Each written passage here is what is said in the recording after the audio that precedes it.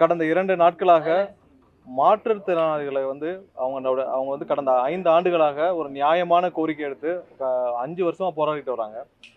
கடந்த 5 ஆண்டுகளா வந்து மாற்றுத்திறனாளி ஒவ்வொரு இடத்துலையும் அவங்க வந்து வடபழனியில் ஒரு போராட்டம்ல அவங்கள வந்து மிகவும் கொடுமையாக இந்த அரசு காவல்துறை நடத்தியது. இப்போவும் பார்த்தீங்கன்னா இந்த 5 வருஷம் முடிவில் இப்போவும் பார்த்தீங்கன்னா கடந்த 2 நாட்களுக்கு முன்னால் அவர்களை வந்து இரவு முழுவதும் அவங்கள எல்லாம் ஒரு பஸ்ஸில் வச்சு 10க்கும் மேற்பட்ட பஸ்களில் பேருந்துகளில் வச்சு சென்னை முழுவதும் சுற்றி வந்து அவங்கள வந்து எல்லா இடத்துலையும் கடுமையாக தாக்கப்பட்டு அவங்கள பல பேர் வந்து எங்கே இருக்கிறாங்கன்னு அவங்களுக்குள்ளே தெரியல, எந்த இடத்துல வச்சுருக்காங்கன்னு தெரியல. ஏன்னா இது இது வந்து ஒரு தொடர் கதையாக இருக்குது. ஒரு போராட்டம் இல்லை, எல்லா தரப்பு மக்களும் போராட்டம் பண்ணி முடிச்சிட்டாங்க. செவிலியர்களுக்கு இதை விட கொடுமையாக நினைச்சு அவங்களை வந்து 5 நாட்கள் ஒரு மண்டபத்தில் அடைச்சி வச்சு அவங்களுக்கு அடிப்படை வசதி கூட இல்லாமல் கஷ்டப்பட்டாங்க.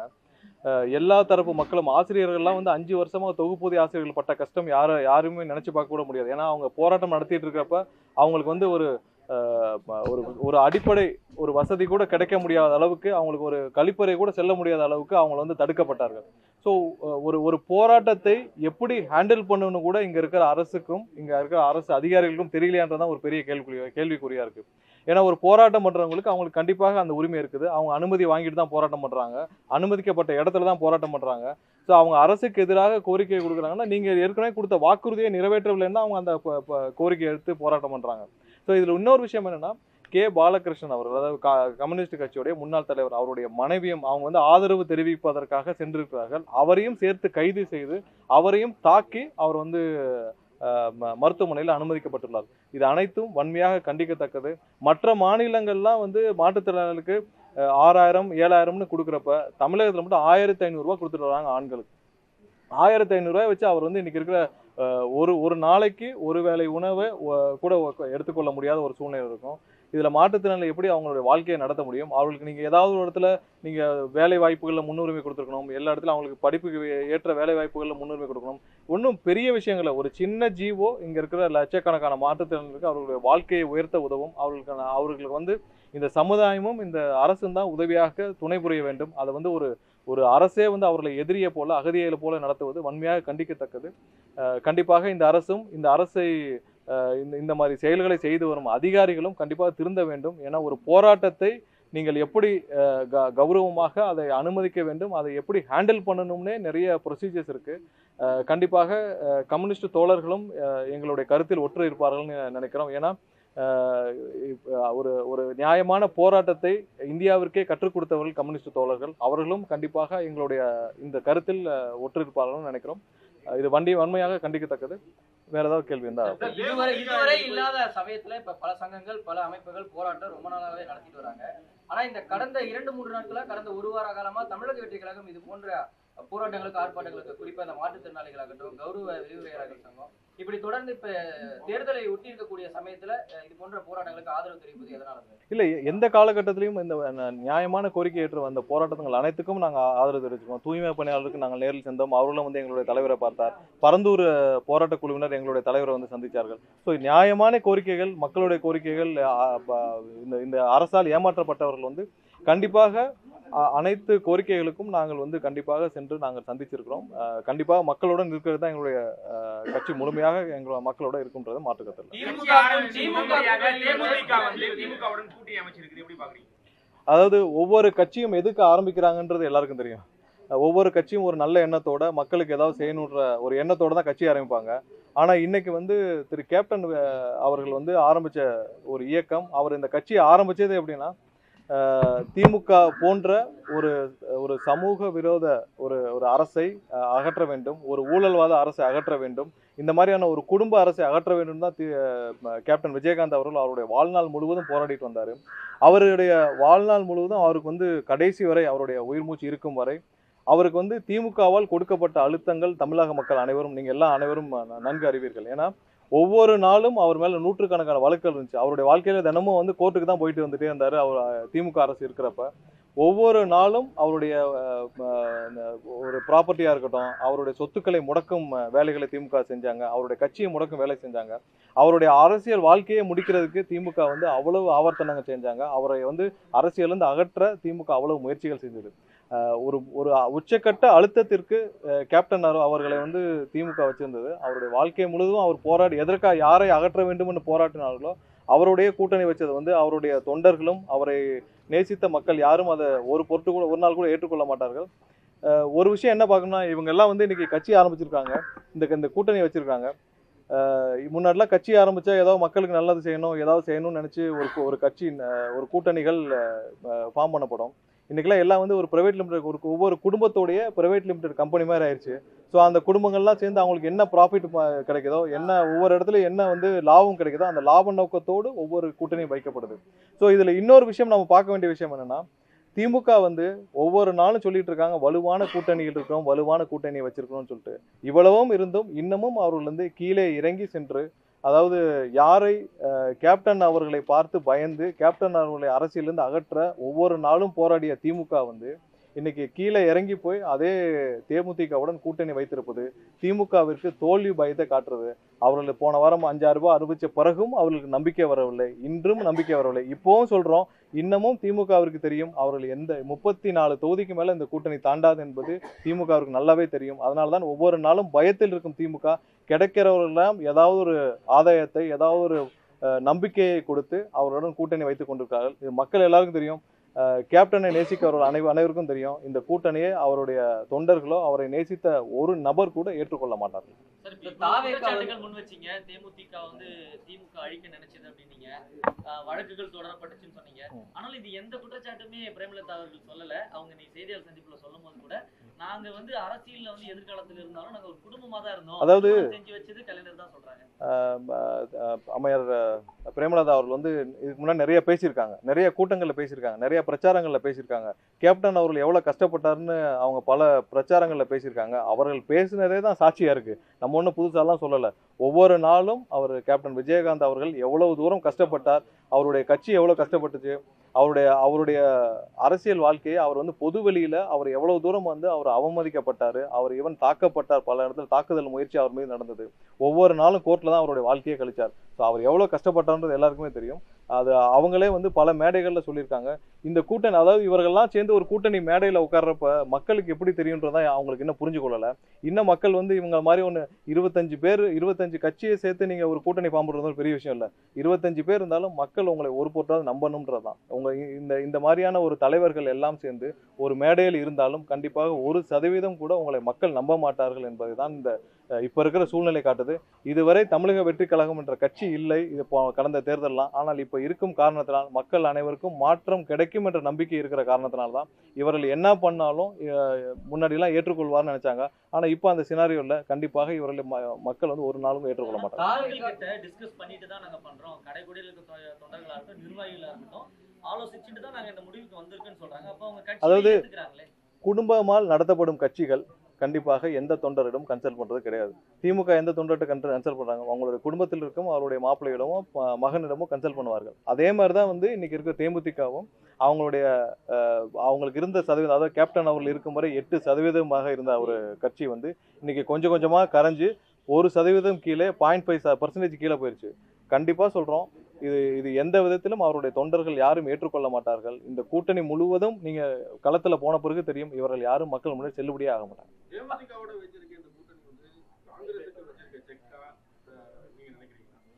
இல்ல, அவர்கள் இது முதலாவதா திமுகவுக்கான தோல்வி பயத்தை காட்டுது. ஏன்னா திமுக வந்து எல்லாம் இருந்தும் நாங்க வலுவான கூட்டணி இருக்கோம்னு சொல்றாங்க. வலுவான கூட்டணி இருந்தும் மேலும் ஏன் அவர்களுக்கு வந்து இன்னைக்கு இறங்கி போய் அவர்கள் எதிர்க்கக்கூடிய ஒரு கட்சியை நாடி அவங்க கூட்டணி வைக்க வேண்டும். ஸோ அவங்களுக்கு வந்து முழுவதும் அவங்க இந்த தேர்தலில் மக்கள் அவங்க மீது இந்த நம்பிக்கை இழந்துட்டாங்கன்னு தான் இது காட்டுது. இந்த தேர்தலோட திமுக வந்து இந்த கூட்டணி 2011 என்ன மாதிரியான ரிசல்ட் வந்துச்சோ அதே ரிசல்ட் தான் இந்த தேர்தலையும் வரப்போகுது. கண்டிப்பாக 34 தொகுதி அதிகபட்சம். எல்லாருடைய ரிப்போர்ட்டும் அப்படிதான் இருக்கு. திமுகவிற்கும் அவங்களுடைய ரிப்போர்ட் தெரியும், 34 தொகுதிகளே அந்த கூட்டணி தாண்டாது. அதனால அந்த தோல்வி பயத்தால் தான் 0.5% கிடைச்சா கூட இல்ல 1% இருக்கும் கட்சியை கூட தேடி போய் கூட்டணி வைக்க வேண்டிய ஒரே காரணம் திமுகவுடைய தோல்வி பயம் தான். தேமுதிகவுடன் தாவேகா கூட்டணி வைக்க விரும்புனதா பேச்சுவார்த்தைகள் ஏதாவது போனுச்சா? இல்லை, அந்த மாதிரியான எந்த பேச்சுவார்த்தையும் இதுவரை எங்கள் சைட்லேருந்து எதுவும் இல்லை. ஏன்னா எங்களால் வந்து எங்களுடைய தலைவருடைய பாலிசி எல்லாம் தெரியும், எங்களுடைய கொள்கை எல்லாம் தெரியும். இதோட ஒற்று வரவர்கள் மட்டும் தான் எங்களுடைய கூட்டணியை வைக்க முடியும். ஸோ அந்த மாதிரியான எந்த முயற்சிகளும் இதுக்கு முன்னால் நடைபெறும். இல்லை, கூட்டணி சம்பந்தப்பட்ட எந்த விஷயமும் ஏதாவது ஒரு முடிவுகள் எடுக்கப்பட்டால் எங்களுடைய தலைவர் தான் அறிவிப்பார். அதுக்குன்னு காலகட்டங்கள் இருக்கு. இன்னும் 2-3 வாரங்கள் இருக்கு. கடந்த தேர்தல்கள்லாம் எல்லாரும் பார்த்துருப்பீங்க. நாமினேஷன் தாக்கல் ஆரம்பித்த பிறகு கூட நமக்கான நேரங்கள் இருக்கும். கடைசி நாள் வரைக்கும் கூட கூட்டணி மாற்றங்கள் இருக்கும். கடைசி நாள் கூட வேட்பாளர் அறிவிக்கப்பட்டு எல்லாரும் நாமினேஷன் தாக்கல் பண்ணியிருக்காங்க. நாட்கள் இன்னும் அதிகமாக இருக்குது, இன்னும் நேரங்கள் அதிகமாக இருக்குது. கண்டிப்பாக மக்கள் செல்வாக்கு யாருக்கு இருக்குன்னு எல்லாருக்கும் தெரியும். ஸோ அதன் அடிப்படையில் நிர்வாகிகள் பேசுறாங்களா சார்? காங்கிரஸ் டெல்லி நிர்வாகிகள் கூட பேசுறாங்களா? காத்துறதுக்கான என்ன அஷூரன்ஸ் இருக்கு? என்ன நம்பிக்கை இருக்கு? இல்லை, ஏதாவது ஒரு அஃபிஷியல் ஒரு ஒரு அஃபிஷியலான சந்திப்புகள் இல்லை அஃபிஷியலான ஏதாவது ஒரு முடிவுகள் எடுக்கப்பட்டால் எங்களுடைய தலைவர் மூலியமாக அறிவிப்புகள் வரும். மற்றபடி எந்த ரூமர்ஸ்க்கும் நம்ம பதில் சொல்ல முடிவு வந்து கூட்டணி குறித்த முடிவு தலைவர் தான் எடுப்பாரு, அதை உறுதிபட சொல்லிட்டீங்க. ஆனா இப்போ வந்து கொள்கை எதிரி அரசியல் எதிரோட ஒருபோதும் கூட்டணி இல்லைன்னு சொல்லியிருக்கீங்க. ஒரு டிசைன் இருக்கு இல்லையா, அந்த மாதிரி காங்கிரஸுக்கு இருக்கா? இல்ல கூட்டணி வைக்கிறதுக்கான சாத்தியக்கூறுகள் இருக்கா? இல்லை, கூட்டணி சம்பந்தப்பட்ட முடிவுகள் கண்டிப்பாக எங்களுடைய தலைவர் தான் எடுப்பார். அதுக்கான சாத்தியக்கூறுகள் வந்தால் அறிவிக்க போகிறோம். ஏன்னா சாத்தியக்கூறுகள் இல்லாமல் யாரும் எந்த ஸ்பெகுலேஷன்லையும் யாரும் அறிவிக்க முடியாது. அதுக்கான நேரமும் வரும். நேரம் வந்தப்போ எங்களுடைய தலைவர் அறிவிப்பார். இரண்டு பெரிய கட்சிகளுமே பாத்தீங்கன்னா அவங்களுடைய கூட்டணி கட்சிகள் ஓரளவுக்கு வாக்கு சதவீதம் பெறக்கூடிய கட்சிகள் அனைத்துமே பாத்தீங்கன்னா எல்லா கட்சிகளும் அவங்களுடைய கூட்டணியை எதிர்த்து செஞ்சுட்டாங்க. ஆனா தாவேகாவுடைய ஆரம்ப கட்டத்துல இருந்து நிலைப்பாடு வந்து கூட்டணி ஆட்சி அப்படின்றது தான். ஸோ இப்ப அப்படி இல்ல, கூட்டணிக்கு எந்த கட்சிகள் வரனாலும் தனித்து போட்டியிடுறதுக்கான எல்லா மனநிலையோட இருக்கீங்களா சார்? 234 தொகுதி இருக்கு. ஒரு விஷயம் என்னன்னா, எல்லா கட்சியும் அவங்களுடைய கூட்டணி எதுக்காக கொண்டு போறாங்கன்னா, இப்போ நீங்க அதிமுக எடுத்துக்கொண்டீங்களா, அவங்களுக்கு வந்து சென்னையோ இல்லை நார்த்து சைட்லயோ அவங்களுக்கு வந்து அவங்களுடைய வாக்குகள் கம்மியா இருக்கும். நார்த்தில் இருக்கும், டெல்டாவில் இங்கெல்லாம் வாக்குகள் கம்மியா இருக்கும். ஸோ அதனால அதிமுக வந்து அதற்கு தேவையான வகையில் கூட்டணி வைப்பாங்க. இதில் திமுக பார்த்தீங்கன்னா சவுத்தில் அவங்களுக்கு தேவையான அவங்களுக்கு கூட்டணி இருக்காது. அதில் கொங்கு சைடில் அந்த மாதிரி கட்சிகளோட கூட்டணி வைப்பாங்க. எங்களுக்கு எங்களுடைய தலைவருக்கு மக்களுடைய ஆதரவு ஒரே மாதிரியாக ஒரே சீராக அனைத்து தொகுதியிலும் 234 தொகுதியிலும் ஒரே மாதிரியா இருக்குது. கண்டிப்பாக எல்லா இடத்துலையும் ஒரே மாதிரியாக எங்களுக்கு வந்து 25லேருந்து 38% வரை 40% வரை ஒரே மாதிரியாக எல்லா தொகுதியிலும் ஒரே சீராக இருக்குது. எங்கேயுமே நாங்கள் வந்து குறைவான வாக்குகள் எடுக்கும் பகுதி என்று எதுவுமே கிடையாது. அதனால வந்து நாங்கள் கூட்டணி இந்த மாதிரியான ஒரு கட்சியுடன் கூட்டணி வைத்தால்தான் எங்களுக்கு இந்த வாக்குகள் வேண்டும் என்ற கண்ணோட்டம் இல்லை. கண்டிப்பாக எல்லா மக்களுடைய ஆதரவும் முழுமையாக இருக்கு. எப்பவும் நீங்க கூட்டணி வேவ் எப்படி செட் ஆகும்னா 20% எப்போ ஒரு கட்சி தனிப்பெரும்பாலான 20% தாண்டுதோ ஒரே மாதிரியாக தமிழகம் முழுவதும் ஒரே மாதிரியா இருக்கும். கண்டிப்பா அது தேர்தல் ஆரம்பித்த பிறகு ஒரு தேர்தல் பிரச்சாரம் ஆரம்பித்த பிறகு அது ஒரு வேவா கன்வெர்ட் ஆகும். அந்த வேவ் தான் வந்து ஒரு அரசியலையே ஒரு தீர்மானிக்கும், அந்த அந்த அந்த எலெக்ஷனே தீர்மானிக்கும். ஸோ அதே மாதிரி தான் இந்த தேர்தலும் இருக்க போகுது. எங்களுடைய கட்சி எதிர்கட்சியே சொல்லுது 20% நாங்கள் தாண்டி விட்டோம் என்று.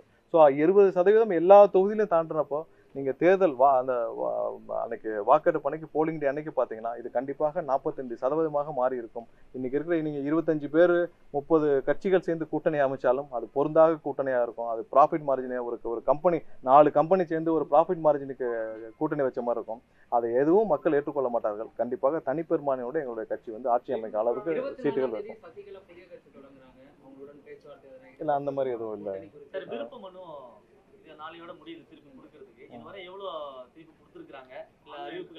இல்ல இன்னும் இப்பதான் வந்து கணக்கெடுக்கும் பணிகள் நடந்துட்டு இருக்கு. எங்களுடைய அலுவலகத்துல எங்களுடைய பொதுச்செயலாளர் தலைமையில கணக்கெடுப்பு பணிகள் நடந்துட்டு இருக்கு. இன்னும் ஒரு சில நாட்கள் இருக்கு. விருப்ப மனுக்கள் முடிஞ்ச பிறகு மொத்தமாக நாங்கள் வந்து அறிவிப்போம். இல்ல நீங்க அவங்களுடைய பயத்தை பார்த்தால் அவங்க 200 இடங்கள் ஜெயிக்கிற மாதிரியான இருக்கு. என்னைக்காவது சிஎம் வந்து கடந்த 1 வருஷத்துல 200 இடம் ஜெயிக்கிறேன்னு சொல்லியிருக்காரா? அவருக்கு தெரியும் உள்ள நிலைமை. இன்னைக்கு வந்து முதலமைச்சர் தெரியும் அவர் எத்தனை இடத்துல ஜெயிக்க முடியும், அவர் எத்தனை இடத்துல ஜெயிக்க முடியாது என்று. அதனாலதான் ஒவ்வொரு நாளும் நீங்க பாத்தீங்கன்னா அறிவிப்புகள் புதிய அறிவிப்புகள் வருது. ஒவ்வொரு நாளும் டெண்டர்கள் வந்து 4000 டெண்டருக்கு மேல ஒரே மாசத்துல கொடுத்து முடிக்கிறாங்க. ஸோ இவ்வளவு அவசரமாக அவர்கள் செயல்படுவதற்கு காரணமே அவங்க ஆட்சிக்கு வரமாட்டோம் என்று முதல்வருக்கு தெரியும், திமுகவுடைய முக்கிய தலைவர்களுக்கு தெரியும், எல்லாருக்கும் தெரியும், இங்க இருக்கிற அதிகாரிகளுக்கும் தெரியும். ஸோ அந்த பயத்தில் தான் வந்து இருக்கிற வரை ஏதாவது சின்ன சின்ன கட்சிகள் 0.5 கிடைச்சா கூட கூட்டணியில் சேர்க்கறதுக்கு முக்கிய காரணம் அவர்கள் ஆட்சிக்கு வரமாட்டார்கள் என்பதில் அவர்களுக்கு நன்றாகவே தெரியும். விருப்ப மனு ஃபர்ஸ்ட் நாள் கொடுக்கும்போது 3 மணி நேரத்துல 10,000 விருப்ப மனு விநியோகம் பண்ணிட்டோம் அப்படின்னு சொன்னீங்க. ஆனா இப்போ வந்து அதை ஃபில் பண்ணி கொடுக்குறதுல ஒரு பெரிய லேக் இருக்கு அப்படின்றாங்க. ஏன் அதுல வந்து இல்ல 10 நாட்களுக்கு மேல வந்து நாங்க விருப்ப மனுக்கள் பெறப்பட்டு வருது. இன்னைக்குதான் வந்து அலுவலகத்துல மிகப்பெரிய அளவுல விருப்ப மனுக்கள் பெறப்பட்டு நிறைய வந்து முடிஞ்சிருக்கு. நேற்றே வந்து கிட்டத்தட்ட 1000கணக்கான விருப்ப மனுக்கள் திரும்ப பெற்றிருக்கோம். ஸோ எல்லாம் கன்சல்டேஷன் பண்ணிட்டு இன்னைக்குதான் கவுண்டிங் நடந்துட்டு இருக்கு. கண்டிப்பாக பெரிய அளவில் நாங்க எதுக்குமே நீங்க பாத்தீங்கன்னா நாங்கள் தொண்டர்களை எந்த ஒரு அனௌன்ஸ்மெண்ட்டும் இவ்வளவு நீங்க டிடி எடுத்து கொடுக்கணும், இல்லை இந்த மாதிரியான விருப்ப மனுக்கு என்னைக்கு எப்படி கொடுக்கணும் அதெல்லாம் எந்த அறிவிப்புகளும் கொடுக்கல. ஏன்னா தொண்டர்களுக்கு அவங்களாக ஆர்வமாக வரவங்களை மட்டும்தான் நாங்கள் வந்து வாங்கிக்கிறோம். ஸோ அந்த மாதிரி பொதுமக்களும் நிறைய பேர் வந்து ஆர்வமாக எடுத்துகிட்டு வந்து வாங்கியிருக்காங்க. ஸோ 10,000 ரூபாய் கட்டி டிடி எடுத்து கட்டி வாங்கிட்டு வராங்க. ஸோ அது சம்மந்தமாக நாங்கள் எந்த அஃபிஷியல் அறிவிப்பும் கொடுக்கல. அங்கங்கே வந்து வர்றவங்களுக்கு நாங்கள் தகவலாக தான் சொல்லி அனுப்பிச்சிடுவோம். ஏன்னா பெரிய அளவிலான மக்கள் முதல் நாளே 10,000 பேர் வந்து விருப்ப மனுக்கள் பெற்றிருந்தாங்க. ஸோ அந்த மாதிரி நிறைய பேர் வந்து ஆர்வமாக வந்து வாங்குறாங்க. ஸோ அவர்களுக்கு நாங்கள் அறிவிப்புகள் கொடுக்காமல் நிதானமாகத்தான் இந்த விஷயத்தை நாங்கள் கையாளுறோம். கண்டிப்பாக இப்போ நாளைக்கு முடிஞ்ச பிறகு இந்த ஒரு சில தினங்களை முடிஞ்ச பிறகு நாங்கள் மொத்தமாக கவுண்டிங் எடுத்தாங்க. பொதுமக்களுக்கு விநியோகம் பண்ண முடியாது, ஏன்னா நம்ம ஐடி வச்சிருக்கோம். எல்லாரும் மெம்பராக இருக்கவங்க தான் பொதுமக்கள். அதாவது பார்ட்டியில் நிர்வாகிகள் இல்லாதவர்கள் மெம்பராக இருக்காங்க, லட்சக்கணக்கானோர் மெம்பராக இருக்காங்க. அந்த மெம்பர்களில் ஒருத்தர் வந்து கண்டிப்பாக அவங்க வந்து டவுன்லோட் பண்ணி சமைப்பாங்க. சார், இறுதியாக ஒரு கேள்வி, சட்டமன்ற தேர்தலில் நீங்கள் போட்டியிடுறீங்களா? எந்த தொகுதியில்? இல்லை, அது எங்களுடைய தலைவர் தான் முடிவு செய்யணும். யார் இல்லை எல்லாருக்கும் கண்டிப்பாக என்ன செய்யணும்னு எங்கள் கட்சியில் எல்லாரும் என்ன செய்யணும்னு எங்கள் தலைவர் முடிவு செய்வார். எங்கள் தலைவர் என்ன முடிவு செய்யாரோ அதை நாங்கள் அனைவரும் ஏற்றுக்கொள்வோம்.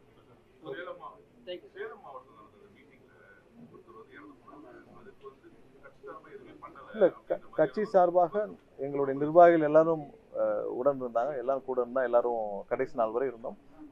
இப்போவும் அவங்களுடைய குடும்பத்துடன் தொடர்பு கொண்டு அவங்களுக்கு தேவையான உதவிகள் நாங்கள் செஞ்சுட்டு வரோம். சார், இனி வரும் காலங்களில் வந்து இந்த ஓப்பன் கிரவுண்ட்ல வைக்காம ஒரு இல்லை, அடுத்த மாநாடுகளுக்கு ஒவ்வொரு மாநாடுகளுக்கும் நாங்கள் எவ்வளவு உச்சகட்டமாக எவ்வளவு வந்து பொதுமக்களுக்கு பாதுகாப்போடு இருக்க முடியுமோ அதெல்லாம் கருத்தில் கொண்டு தான் நாங்கள் எங்களுடைய மாநாடுகள் வச்சுட்டு இருக்கோம். ஸோ அடுத்த இதுலேயும் வந்து நடக்க போகிற மாநாடுகள்லையும் இதெல்லாம் கருத்தில் கொண்டு தான் பண்ணிட்டு இருக்கோம். நாங்கள் வந்து 5,000 கீழே தான் எங்களுடைய கூட்டங்களுக்கு ஏற்பாடு செய்யறதுக்காக திட்டமிட்டு இருக்கோம்.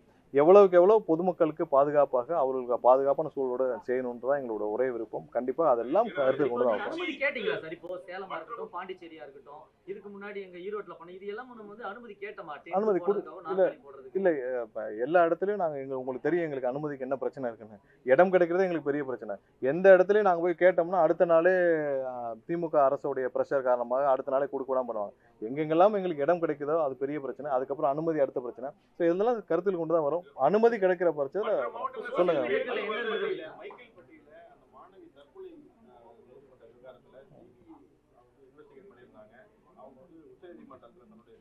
தாக்கல் பண்ணியிருக்காங்க.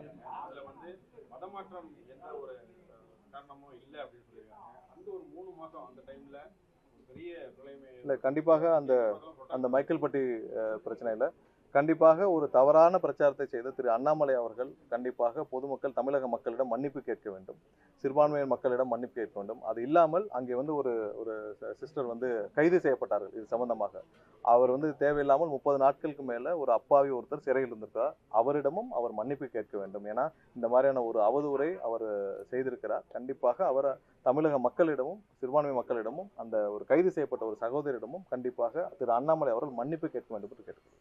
சார், இப்போ இந்த சேலம் கடைசியா முடிஞ்சது, அந்த கூட்டத்தில் என்ன சொன்னாங்கன்னா 12 மணி, அதாவது உச்சி வெயில் கேட்டாங்க.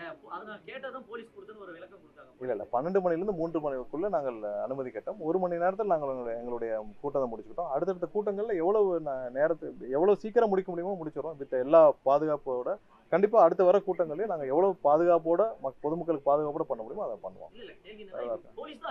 வேற ஏதாவது இருக்கா? இல்லை, நாங்கள் கேட்ட நேரங்கள் தான். சார், சீமானிடம் வந்து தாவேக்காவுடைய கூட்டணி போவீங்களா அப்படின்னு சொல்லி கேட்டதுக்கு தம்பி கூப்பிட்டு அண்ணன் போகக்கூடாது, அண்ணன் கூப்பிட்டாதான் தம்பி வரணும் அப்படிங்கிற மாதிரி சொல்லியிருக்காரு. ஒருவேளை அப்படி சீமான் நாம் தமிழர் கட்சி தாவேக்காவுக்கு கூட்டணி அழைச்சா பேச்சுவார்த்தைக்கு தயாரா இருக்கீங்களா? இல்லை, சீமானை பற்றிலாம் நாம் பேச வேண்டாம். அவரே வந்து 17-18 வருஷமா கட்சி நடத்திட்டு இருக்காரு. 18 வருஷமா எதுக்கு கட்சி நடத்துறாருன்னு தெரியல. ஆட்சிக்கு வரமாட்டேன்னு சொல்றாரு, ஆட்சி எனக்கு வேணான்னு சொல்றாரு, எனக்கு எந்த பதவியும் வேணான்னு சொல்றாரு, நாங்க கவர்மெண்ட்டையும் வேணான்னு சொல்றாரு. எந்த நோக்கத்துக்குமே இல்லாம எந்த இன்ட்ரெஸ்ட்டுமே இல்லாம எதுக்கு கட்சி நடத்துறாருன்னு தெரியல. அவர் சும்மா டைம் பாஸ்க்கு நடத்திட்டு இருக்காரு. அவருக்கு ஒரு பிளாட்ஃபார்ம் ஒன்று ஒவ்வொரு ஊர்லயுமே பேசுறதுக்கு, அந்த பிளாட்ஃபார்முக்காக அவர் கட்சி நடத்திட்டு இருக்காரு. அவர் சொல்றதெல்லாம் நம்ம பெரிய சீரியஸ் எடுத்துட்டு இருக்க தேவையில்லை. அவருடைய பிரசன்ஸ், அவருக்கு ஒரு பிளாட்ஃபார்ம், ஒவ்வொரு நாளையும் கட்சியில போய் மேடையில போய் ஏதாவது பேசணுன்றக்காக அவருக்கு ஒரு பிளாட்ஃபார்ம் தேவைப்படுது, அதுக்கு ஒரு கட்சி தேவைப்படுது. அதுக்காக அவர் கட்சி நடத்திட்டு இருக்காரு. யாராவது நான் ஆட்சியில் வரமாட்டேன், இது கவர்மெண்ட்டே வேணாம், எதுவும் வேணாம், ஆனா நான் சும்மா இருப்பேன்னு சொல்லி ஒரு கட்சி நடத்துறதை பார்த்துருக்கீங்களா? அப்படி நடத்திட்டு இருக்கிற 15 வருஷமா அவர் போய் நீங்க டெய்லி நம்ம போய் நீங்க சீரியஸா எடுக்க தான் அவர் இந்த மாதிரி தேவையில்லாமல் பேசிட்டு இருப்பாரு. அது நீங்க எடுத்துக்கவே வேண்டாம். பாஜக இந்த 2 கட்சிகளோடய கூட்டணி போக மாட்டோம் அப்படின்ற மாதிரி நாத்தாக்காவே சேர்த்திக்கலாமா சார் மூணாவது கட்சியா? அவங்க கூடயும் தாவேகா கூட்டணி போகாதுன்றது உறுதியா எடுத்து இல்ல நீங்க கூட்டணிங்கிறது மக்கள் ஃபர்ஸ்ட் ஏத்துக்கணும். நீங்க 50 கட்சி கூட கூட்டணி வச்சுக்கோங்க, மக்கள் ஏத்துக்கணும்ல. நீங்க எதுக்காக நீங்க ஒரு அரசியல் கட்சி ஆரம்பிச்சிருக்கோம், எதுக்கு நம்ம ஒரு எலெக்ஷனை சந்திக்கணும்னு இருக்குல்ல. இதுக்கு முன்னாடி 2 ஆப்ஷன் தான் இருந்துச்சு. ஒண்ணு இந்த கூட்டணி, அந்த கூட்டணின்னு. மக்கள் வேற வழி இல்லாம அவங்களுடைய எண்ணத்திற்கு போட்டுட்டு இருந்தாங்க, மாத்தி மாத்தி போட்டுட்டு இருந்தாங்க. ஆனால் இன்னைக்கு எல்லாருக்கும் ஒரு தெளிவு இருக்குது. ஒரு 70 வருஷம் கழிச்சு ஒரு மாற்றம் தேவைன்ற தெளிவு இருக்குது. அதனால இந்த தடவை இவங்க நினைக்கிற மாதிரி அவங்க எவ்வளவு கூட்டணி சேர்ந்தாலும், இல்ல 25 பேர் 25 கட்சியோ 30 கட்சி சேர்ந்தாலும் மக்களுடைய நன்மதிப்பை பெறாமல், மக்களுடைய நம்பிக்கையை பெறாமல் எந்த கூட்டணியும் ஜெயிக்க போறதில்லை. நாங்க மட்டும் தான் இன்னைக்கு வந்து பாத்தீங்கன்னா பெருவாரியான வாக்குகளோட எங்களுடைய தலைவர் வந்து முதல்வராக வந்து எந்த மாற்று கருத்தும் இல்லை. ஓகே நன்றி. Thank you sir.